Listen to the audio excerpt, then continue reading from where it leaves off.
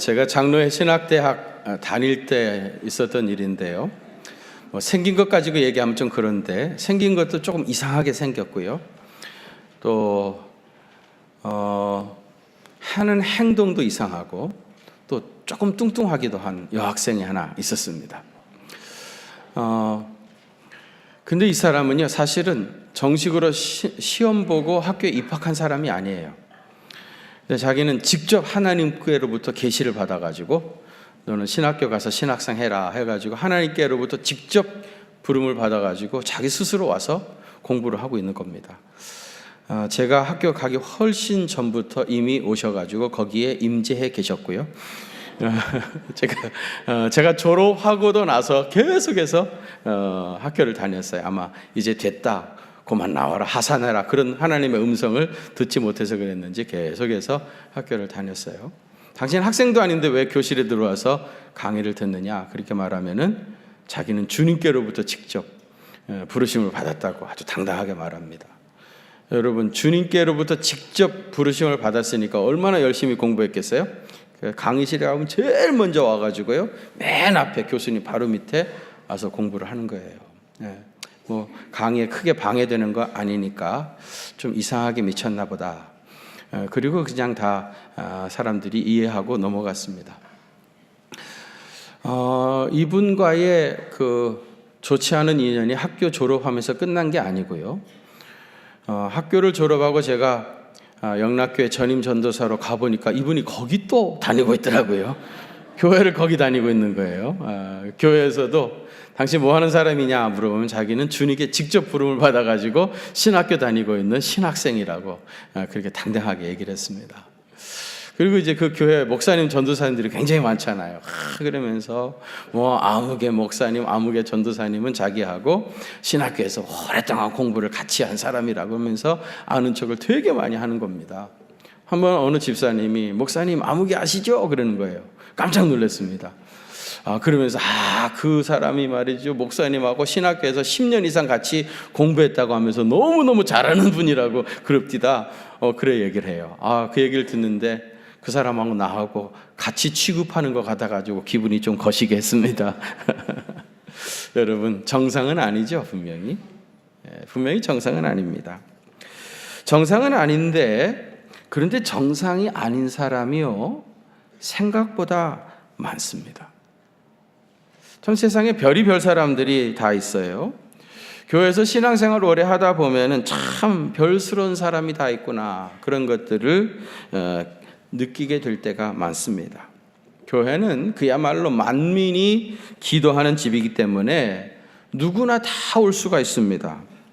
학교처럼 무슨 입학시험 치르고 들어오는 것도 아니고요, 또 예배 시간마다 출석을 체크하는 것도 아니고요, 그야말로 지나가다가 들어가고 싶으면 누구라도 들어올 수 있는 곳이 교회이고요, 나 오늘부터 이 교회 교인이다 그렇게 선언하면은 또 그 교회 교인이 되는 겁니다. 별의별 사람이 다 모이는 곳이 교회이니까 세상에 저런 사람도 있구나, 그리고 지나가야 할 때도 사실은 많이 있습니다. 그런데 어쨌든 교회 다니는 이 많은 사람들의 한 가지 공통점은 뭐겠습니까? 예수 믿는 사람들이죠. 참 우리가 손금도 다르고 또 유전인자도 다르고 성격도 다르고 경제력도 다르고 하는 일도 다르고 신앙 배경도 다르고 학벌도 다르고 은사도 다르고 신앙 체험들도 다 다르지만은 여기 모여있는 우리 모두의 한 가지 공통점은 예수 믿는 사람입니다. 그렇죠? 혹시 예수 안 믿는 분 오늘 오신 분 계십니까? 다 예수 믿는 사람입니다. 이런 의미에서 믿음은 신앙생활에 있어서 가장 기본입니다.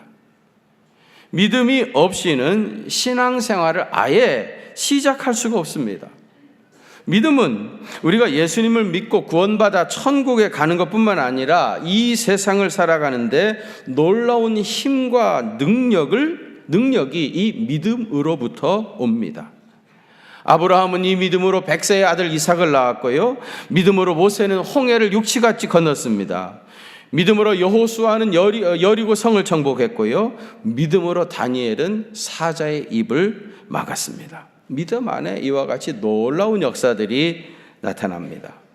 뿐만 아니라 하나님은 믿는 자를 찾고 계시고요. 믿는 자를 사랑하십니다. 여러분, 하나님을 기쁘시게 하기 원하신다면 믿음이 있어야 합니다. 하나님께서 우리에게 요구하시는 것은 다른 어떤 것이 아니라 우리의 믿음입니다.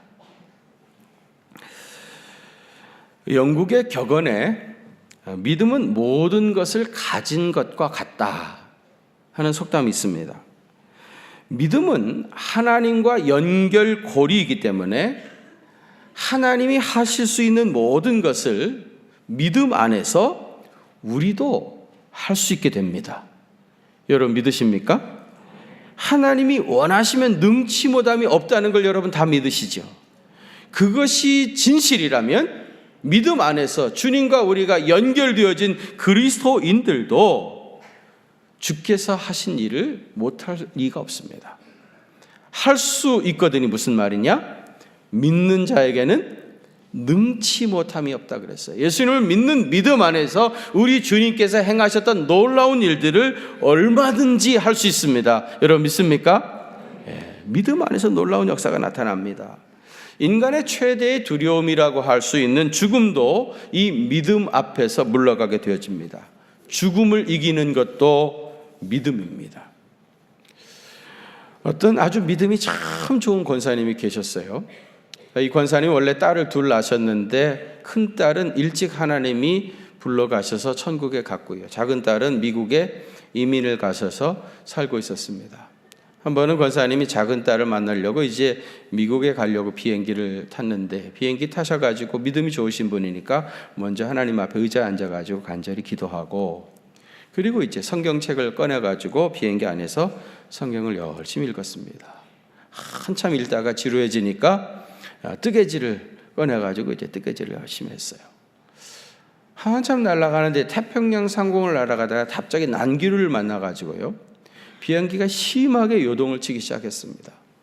비행기 타고 여행하다 보면 그런 일들이 종종 있죠. 그러다가 이제 몇 번 그러다가 많은데 이때는 뭐 20-30분을 계속해서 요동을 치는 거예요. 사람들이 이제 두려워해서 뭐 여기저기서 비명소리도 지르고 또 이제 오바이트 하는 사람도 생기고 이 권사님은 뭐 뜨개질을 도저히 할 수가 없으니까 뜨개질을 내려놓고 성경책을 가슴에 쭉 품고 그리고 하나님 앞에 조용히 기도를 하고 있었어요. 그러다가 한 30분 지나니까 이제 기류가 안정이 되어가지고 비행기가 제 궤도를 찾아서 날아가게 됐습니다. 그 광경을 옆에 타고 가시던 청년이 보고 그 권사님한테 물었어요. 할머니는 그렇게 비행기가 요동쳐서 사람들이 다 두려워서 하는데 어쩌면 그렇게 마음이 편안하게 마음의 평안과 안정을 지킬 수 있었습니까? 그렇게 물었다고 그래요. 그때 이제 권사님이 그 청년에게 사실 나는 딸이 둘이 있었는데 하나는 먼저 하나님이 불러가셔서 천국에 갔고 내가 작은 딸을 만나려고 지금 미국에 가고 있는 거다. 만일에 비행기가 잘못되어 가지고 내가 죽어서 천국에 가게 되어지면 그러면 나는 첫째 딸을 만나게 될 것이고 또 이게 잘 안정이 되어 가지고 미국에 가게 되어지면은 나는 둘째 딸을 만나게 될 것인데 하나님이 나를 어디로 인도하신지 나는 상관이 없습니다. 그래서 마음에 그렇게 평안이 있었다는 겁니다. 여러분 믿음 안에서 죽음의 공포도 이렇게 물리칠 수가 있습니다. 그동안 우리는 성령님이 인도하시는 히브리서 여행을 계속해 왔는데 드디어 오늘 믿음장에 도착했습니다. 히브리서 가운데 가장 아름답고 화려하고요. 또 은혜와 감동이 가장 많은 곳이고요. 히브리서의 절정이라고 할 수 있는 곳입니다. 오늘 우리가 봉독한 본문은 믿음장의 서론이라고 할 수 있습니다.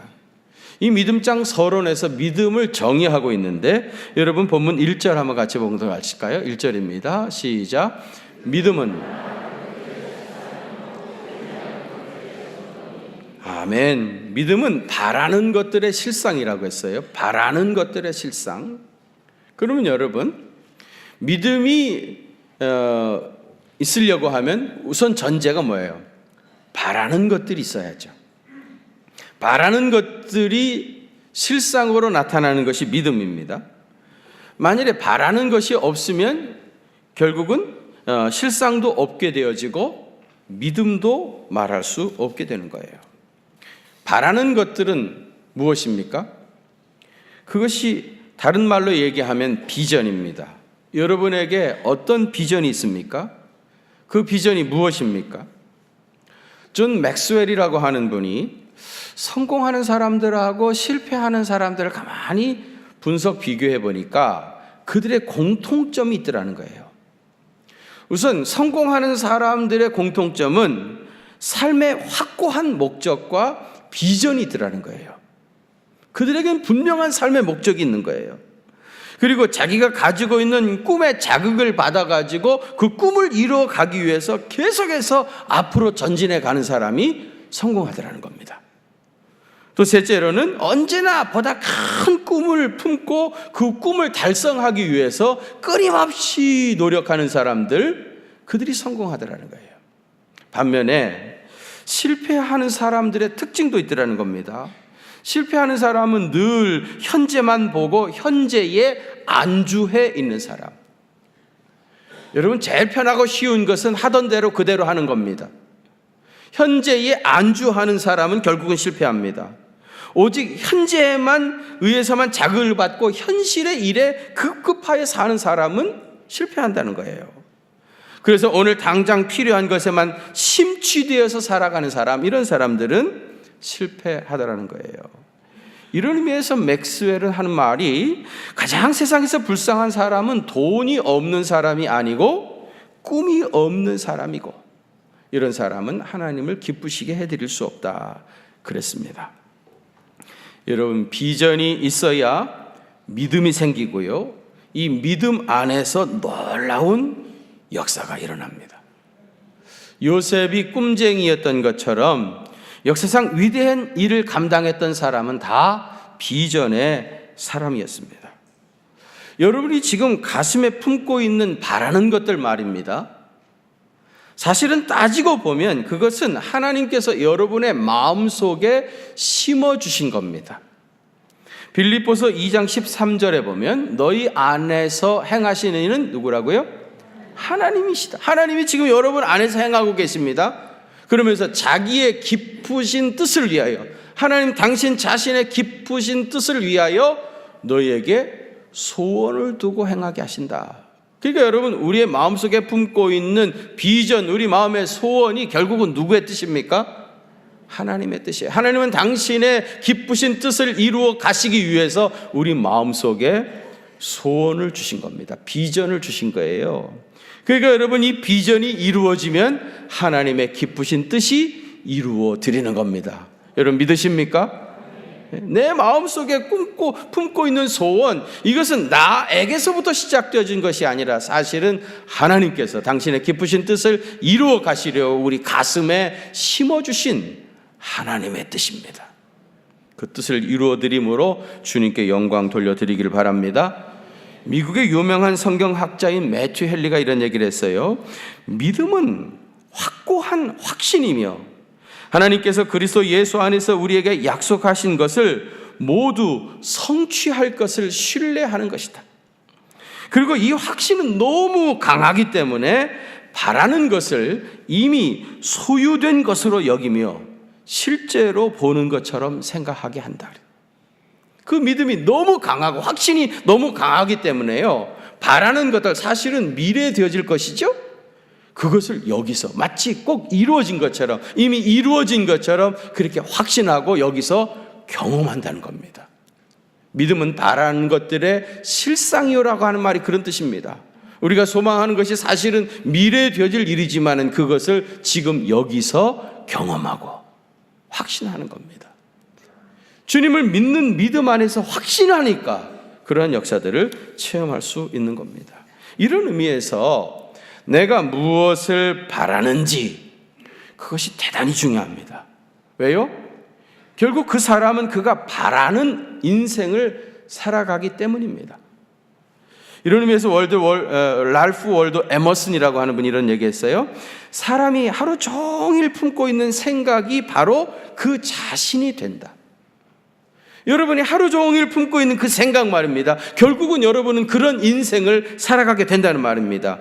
마르쿠스 아우렐리우스는 그런 얘기했어요. 한 사람의 인생이란 그의 생각을 따라 만들어진다. 예?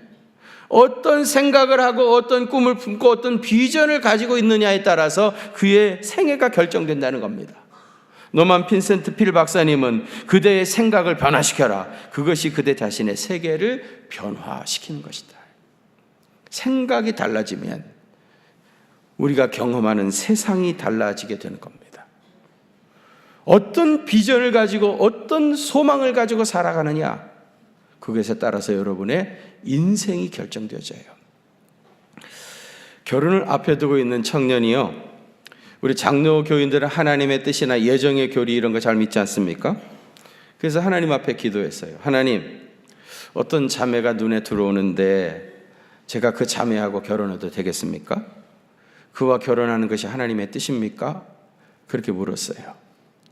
그렇게 기도하면 하나님의 뜻을 알 수 있습니까, 여러분?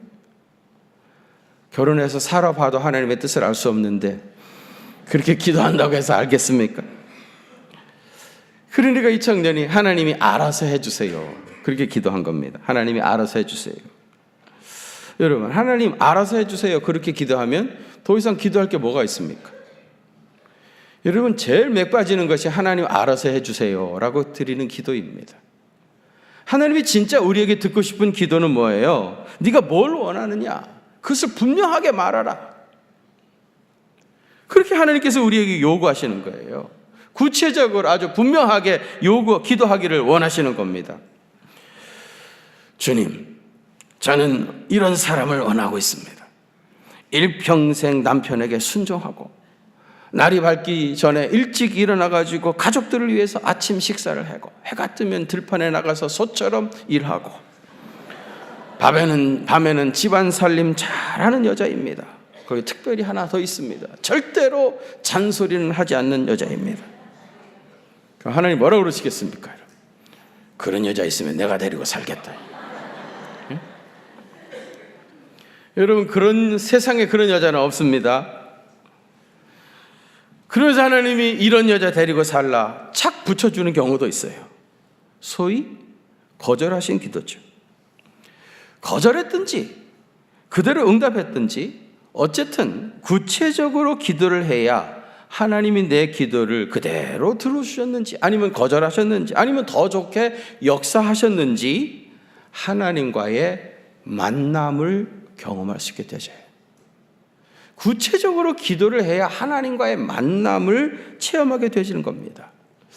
우리가 흔히 응답받았다 그런 얘기 할 때 말이죠, 내가 기도한 그대로 들어주시면 응답받았다 그렇게 얘기를 하죠, 흔히. 근데 여러분, 응답이라고 하는 말을 영어로 얘기하면 리스판스라고 하거든요. 리스판스. 근데 여러분, 이 리스판스에는 사실은요 두 가지가 있어요. 그대로 받아들인 어그리 해주는 것도 리스판스고요, 또 리젝트, 거절하는 것도 리스판스입니다. 사실은 여러분, 우리의 기도를 리젝트, 거절하는 것도 그것도 하나님의 응답이에요. 리스판스입니다.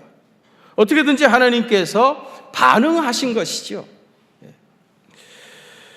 여러분, 그러니까 우리가 구체적으로 하나님 앞에 뭘 기도해야 하나님께서 어그리 해주셨는지 아니면 리젝트, 거절하셨는지 그걸 알 수 있는 겁니다. 그러면서 하나님을 체험하게 되는 거예요. 사실 나는 이런 사람을 원했는데 하나님께서 그걸 거절하시고 딴 사람을 붙여주신 거예요. 그래서 막상 살아보니까 아이고, 하나님 그때 내가 원했던 여자하고 결혼했으면 큰일 날 뻔했습니다. 고개 끄덕이는 사람들이 몇 분 계시는데 큰일 날 뻔했습니다. 감사합니다. 그리고 하나님 앞에 영광을 돌리게 되어지는 거예요. 기도를 하시되 구체적으로 큰 소리로 여러분의 비전을 붙잡고 부르짖으시길 바랍니다. 예레미야 33장 2절과 3절에 이를 행하시는 여호와, 그것을 만들며 성취하시는 여호와, 그 이름을 여호와라 하는 이가 이와 같이 이르시도다. 너는 내게 어떻게 하라고요? 부르짖으라. 부르짖으라. 내가 내게 응답하겠고 내가 알지 못하는 크고 비밀한 일을 보이리라. 부르짖으면 하나님께서 크고 비밀한 일을 보여주시겠다고 했습니다. 예레미야 29장 12절과 13절에도 보면 너희가 내게 부르짖으며 내게 와서 기도하면 내가 너희의 기도를 들을 것이요 너희가 온 마음으로 나를 구하면 나를 찾을 것이요 나를 만나리라. 온 마음으로 전심으로 나를 찾으면 만나주시겠다 했습니다.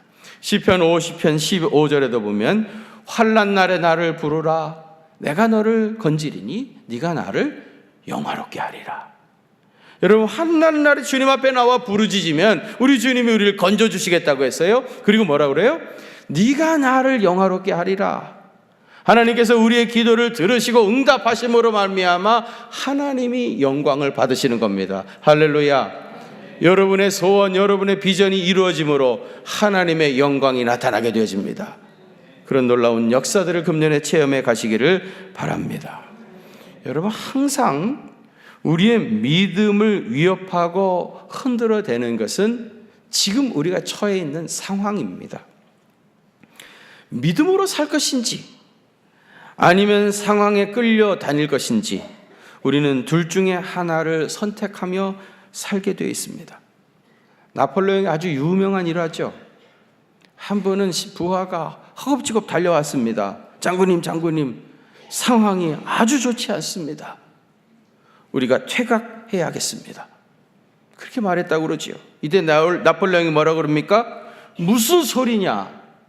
상황은 내가 만든다. 상황은 내 손에 달려있다. 그렇게 말했다고 그래요. 이게 나폴레옹이 승리한 비결입니다. 상황은 여러분의 손에 달려 있습니다. 여러분들이 어떻게 생각하고 어떻게 대응할 것이냐에 따라서 상황은 달라지게 되어 있습니다. 지금 우리가 잃어버린 것은 물질이 아닙니다. 지금 우리가 잃어버린 것은 건강도 아닙니다. 우리는 비전을 잃어버렸고요. 하나님의 약속의 말씀을 붙잡고 살아가는 삶의 생기를 잃어버린 겁니다. 이걸 반드시 회복하셔야 합니다. 우리는 동양 문화권 속에서 오래 살아왔기 때문에 자기 자신도 모르게 팔자 타령을 하게 되어집니다. 여러분, 팔자라고 하는 말 자체의 뜻이 뭡니까? 8글자라는 뜻이죠. 팔자, 8글자라는 말입니다. 이게 어디서 온 겁니까? 사주에서 온 거죠. 사주, 년, 내가 태어난 년, 월, 일, 시. 이것이 다 2자씩 되어 있죠. 그래서 팔자가 된 겁니다. 사주, 팔자. 자기가 태어난 그 자기 생일, 그 시간에 따라서 자기 운명이 다 결정되어졌다. 그러면서 그들은 팔자 타령을 하고 있는 거예요. 또 어떤 사람이 이렇게 설명합니다. 좀 어거지 같긴 한데요. 여러분, 아라비아 숫자 8자 있지 않습니까? 8자. 이 8자는 다른 숫자하고 다르게 바꾸어 쓸 수가 없다는 거예요. 예를 들어 일자 있잖아요. 일자는 얼마든지 다른 숫자로 바꿀 수 있죠. 예를 들면 이렇게 하면 4자가 되고요. 그죠?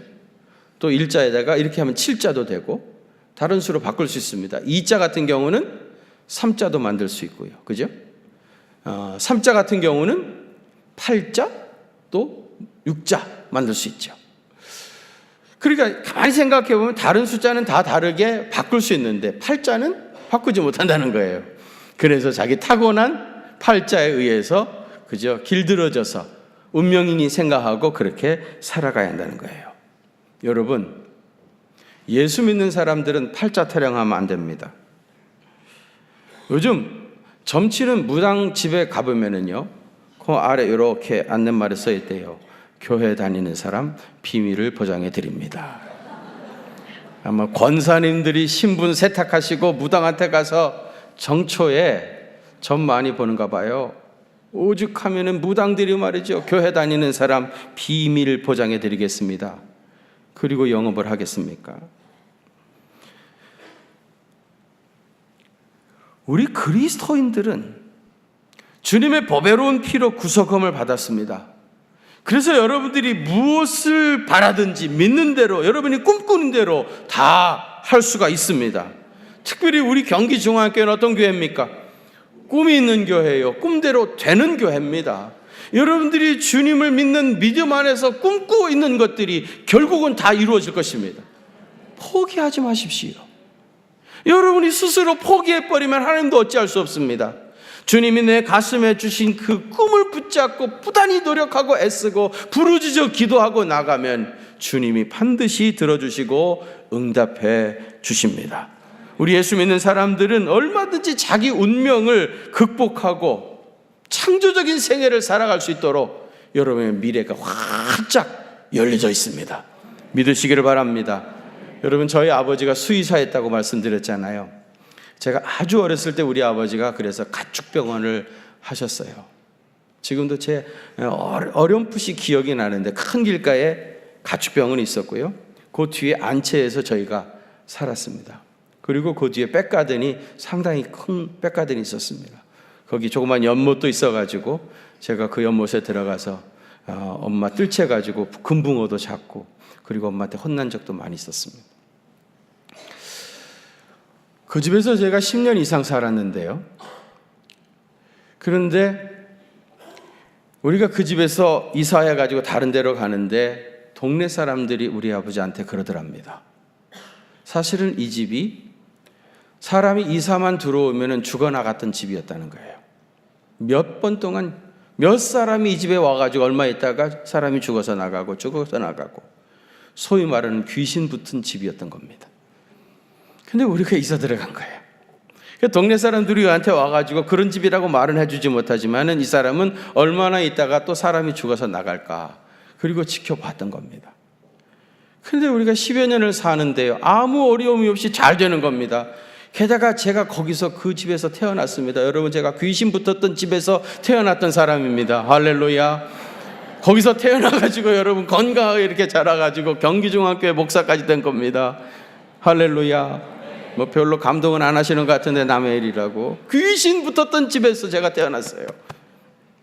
나만 태어난 게 아니고요, 내 동생들도 거기서 다 태어났습니다. 죽어나갈 줄 알았는데 자식만 많이 낳고 행복하게 살다가 더 큰 집으로 더 잘 돼가지고 이사를 가니까 동네 사람들이 그제에 와가지고 그 얘기를 하면서 확실히 예수 믿는 사람이 다르더라. 확실히 예수 믿는 사람이 다르더라. 여러분, 주님께서 너는 내 것이라고 택정하시고 하나님 자녀 삼아주시고요, 믿음 안에서 우리가 주님과 하나가 됐는데, 주님과 우리가 믿음으로 연결고리가 되어가지고 하나가 됐는데 뭐가 두렵습니까? 우리 주님이 함께 하시면 절대 여러분 앞날에 불행이 없습니다. 저주가 있을 수 없습니다. 왜요? 우리는 믿음 안에서 전능하신 하나님이 우리의 편이시기 때문입니다. 이런 믿음으로 다윗은 골리앗을 이겼습니다. 이런 믿음이 있으면 기적이 일어납니다. 여러분, 믿으시길 바랍니다. 아멘이십니까? 믿으시길 바라요. 예수님을 믿는 믿음 안에서 우리가 한 덩어리가 돼서 주님의 놀라운 역사가 이제 새해에 여러분의 생애를 통해서 나타나게 될 것입니다. 오늘 우리는 새해 첫 주일을 맞이하면서 성찬성례전을 베풀려고 합니다. 여러분, 성찬성례전은 주님과 우리가 한 몸이 되는 예식입니다. 주님의 살을 받고 주님의 보배로운 피를 수혈하는 겁니다. 믿음 안에서 우리와 주님이 본질적으로 하나가 되어지는 것이에요. 그래서 여러분, 우리 주님께서 행하셨던 놀라운 역사들이 이제 우리의 몸을 통해서 나타나는 겁니다. 어디 그뿐입니까? 우리가 예수님의 인격과 영성을 닮아가게 되어지는 거예요. 우리의 삶을 통해서 우리가 예수님과 같이 그 마음이 온유하고 겸손한 사람이 되어지고 우리의 삶에 취해주시는 놀라운 의의 열매들이 나타나게 되어집니다. 이 성찬성례전에 사랑하는 성도 여러분들을 초청합니다. 이제 우리 찬송가 228장 찬양하겠습니다.